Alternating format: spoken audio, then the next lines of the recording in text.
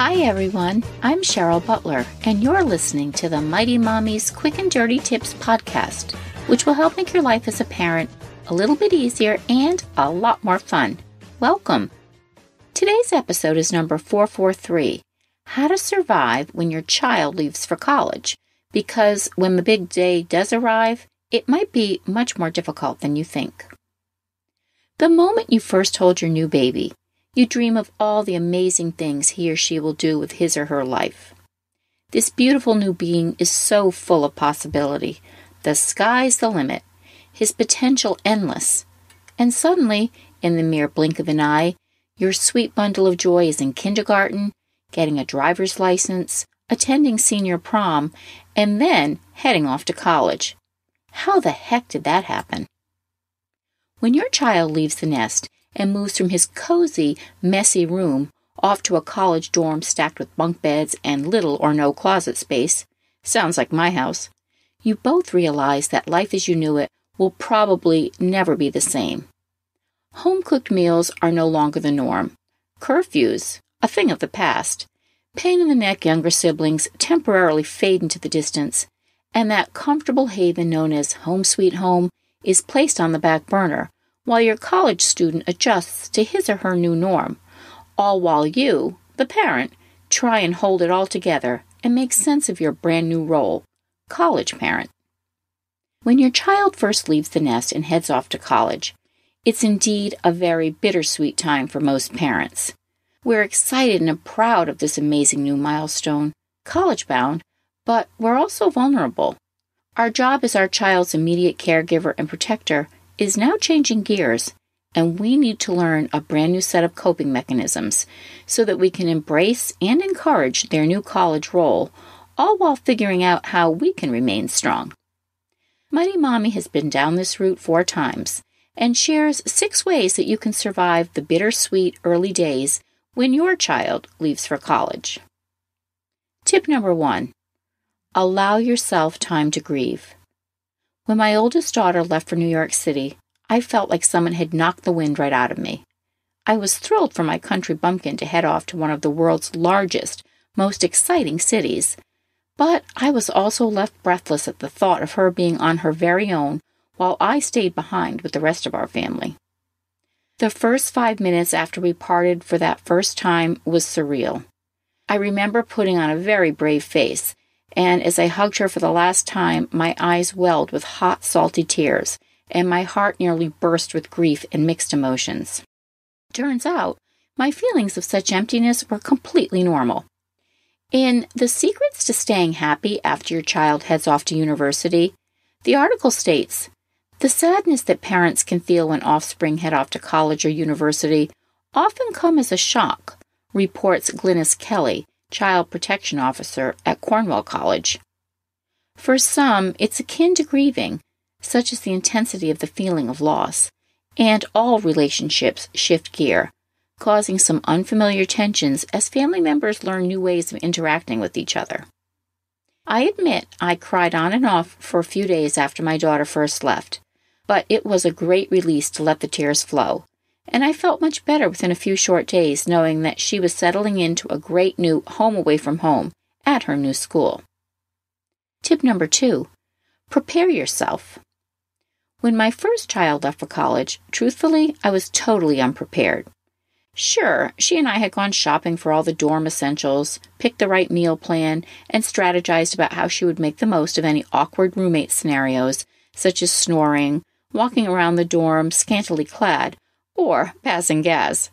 But what I hadn't counted on was the tremendous ache in my heart when I drove off and left her to fend for herself while I returned to our suburban lifestyle with 7 other kids. In How to Deal When a Child Heads Off to College, a Parent Survival Guide, my feelings were completely validated. The mothers who move on most quickly from their initial sadness are those who have actively prepared themselves for their kids' departure, Karen Rubenstein, professor of psychology at Pima College, learned when she surveyed 1,000 empty nest mothers. These women had ramped up their working hours, gone back to work part-time, or immersed themselves in new interests so that even during the first week after their freshmen left home, they were prepared. The article goes on to say The pain of our kids leaving for college is an emotional cocktail of worry and sadness. Part of it is concern for how our kids will acclimate to their new setting. Many parents find the transition much easier once they know that their kids are settled. And tip number 3, find comfort in other freshman parents. No matter what difficult or joyful situation I've been faced with, I've always found comfort when I can share my feelings or experiences with others who are standing in the same shoes that I am. For example, when I experienced 5 years of infertility, my husband and I joined a very intimate support group of others who were also trying to conceive. Just being able to share similar stories of the ups and downs of trying to get pregnant was an amazing comfort to both of us. If you have bonded with some of your child's high school parents, don't be afraid to lean on one another as you regroup and begin to redefine your roles as the parents of college freshmen. You're all experiencing similar feelings, so stand together as you mourn the very normal feelings of watching your child fly out of the nest and get established in his or her new role in college.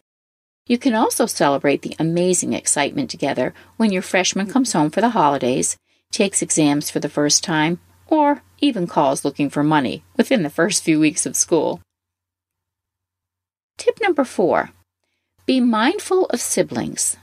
While it's totally normal to feel down and out after your child leaves for college, don't forget that your other children who still remain at home are also dealing with the loss of their older siblings being out of the house.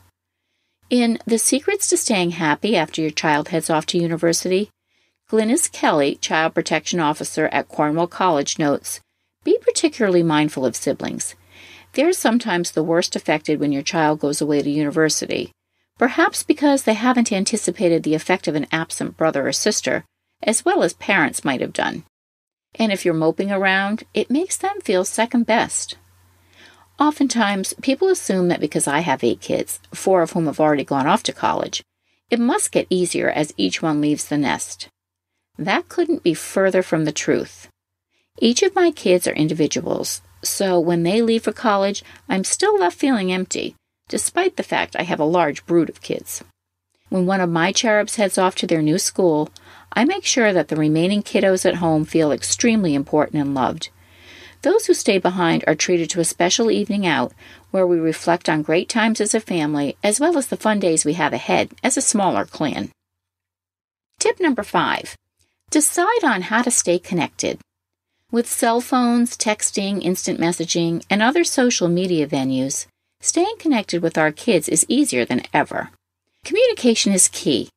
You need to give your child space to become independent and enjoy their new life, but staying in touch, finding out how they are, is healthy for both you and your student. Sarah Gorchkov, assistant professor of psychology at Monmouth College, notes in How to Deal When a Child Heads Off to College, a Parent's Survival Guide, that an informal survey of college freshmen showed that students were very happy with regularly scheduled communications. Most students wanted to stay in fairly close contact with their parents, but they just want to avoid frequent and unpredictable interruptions. So before your child departs for her new college experience, decide together some basic rules of communication.